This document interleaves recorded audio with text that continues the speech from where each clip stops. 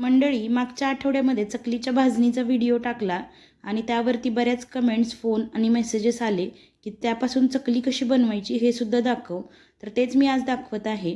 आतमधून एकदम पोकळ आणि एकदम कुरकुरीत अशी चकली बनवण्यासाठी इथे मी 1 किलो चकलीची भाजणी घेतलेली आहे.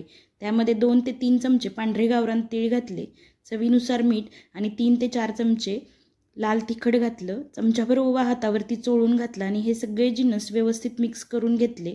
त्यानंतर 100 ग्रॅम एवढं कडकडीत असं तेलाचं मोहन घालून घेतलं आणि हे मोहन व्यवस्थित असं या पिठाला चोळून घेतलं. मस्त अशी कुरकुरीत चकली बनवण्यासाठी मोहनचं हे प्रमाण एकदम परफेक्ट आहे. बघू शकता, छान असा मुटका वळला जातो. त्यानंतर आता या पिठामध्ये कोमट पाणी घालून आपल्याला घट्ट असं हे पीठ मळून घ्यायचं आहे.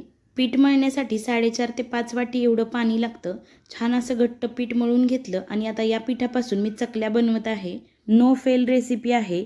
मी म्हणणाऱ्यांची चकली चुकते, पण जर या पद्धतीने बनवली तर अजिबात तुमची चकली बिघडणार नाही, मऊ पडणार नाही, एकदम आतमधून पोकळ आणि कुरकुरीत होईल. तुम्ही घरी बनवा किंवा मला ऑर्डर करा. ऑर्डर करण्यासाठी दिलेल्या नंबरवरती नक्की संपर्क करा.